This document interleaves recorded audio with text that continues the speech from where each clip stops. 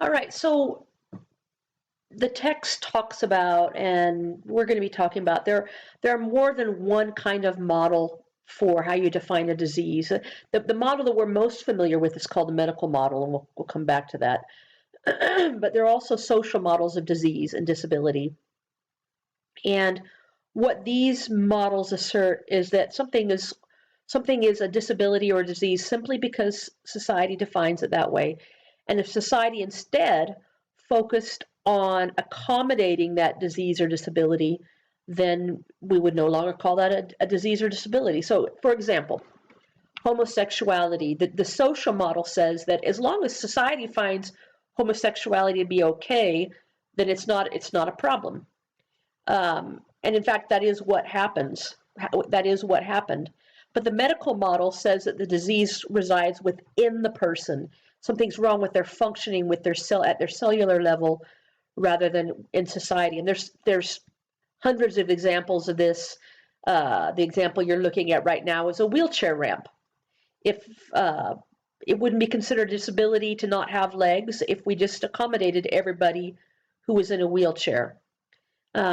So some really interesting points, and important to know that where you define the disease is going to be important to defining where you put the treatment.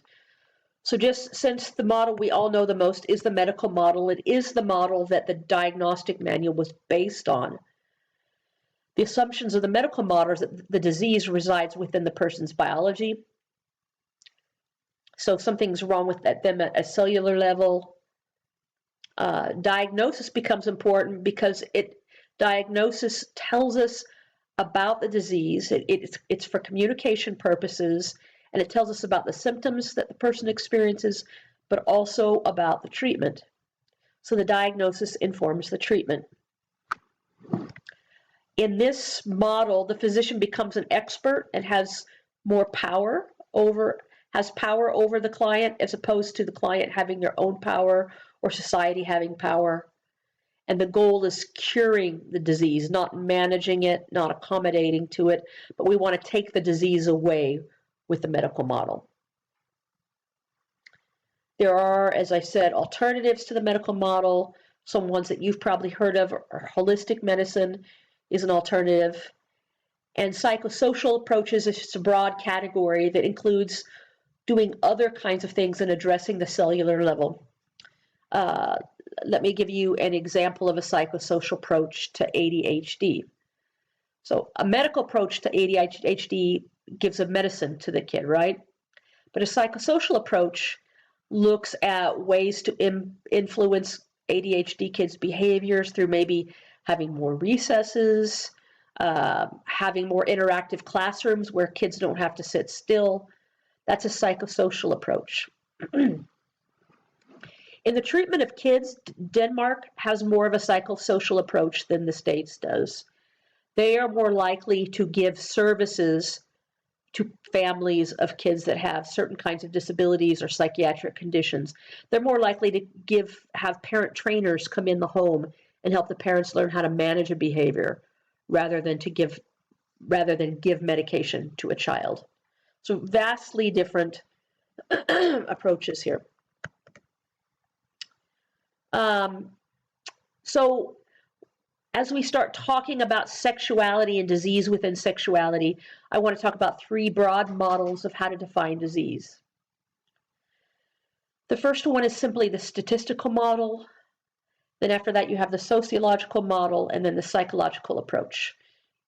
With a statistical approach, you're simply defining a disease as being anything that happens well outside the norm, outside the statistical norm. So think about that bell curve we have again, and think about both ends of the bell curve, people who have a lot of something and a very little of something.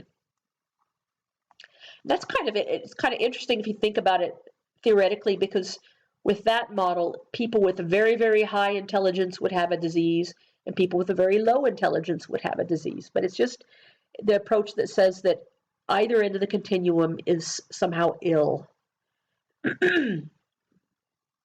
A sociological approach basically whatever society says is a disease or whatever society disapproves of becomes a disease.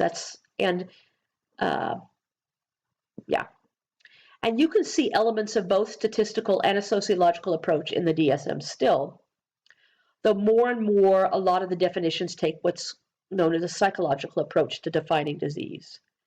So what is a psychological approach? Psychological approaches to normality generally focus on things like, does this harm yourself or harm others? Does it result in a loss of functioning? So maybe you can't work, or you can't go to school, or you can't be a parent.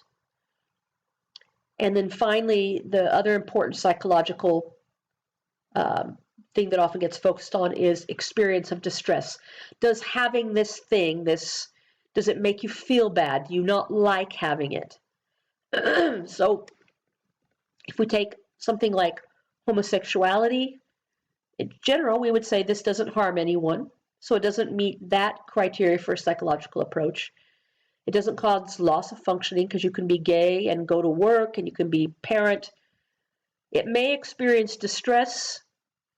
Now, that was the very last vestige of homosexuality hanging on in the DSM was ego-dystonic homosexuality. That's what they called it. And that just meant I'm gay and I don't want to be gay. So they kept that till the very end, up until 1973. Let's take something else right now that we'll be talking about later in the semester, just to get you asking these questions. So something like BDSM, if we go back. Statistically speaking, BDSM, bondage, discipline, sadomasochism, is unusual. It's indeed unusual. Sociological approach, by and large, most of society doesn't approve of it. But then we look at a psychological approach. Does it cause harm to self or others? Usually the answer with BDSM is no, because the harm isn't real, or it's sort of played out in a kind of power script. Does BDSM cause loss of functioning? Generally not. Usually people still work and they still parent and things like that. And do they have experience of distress? Well, maybe some do, but many don't.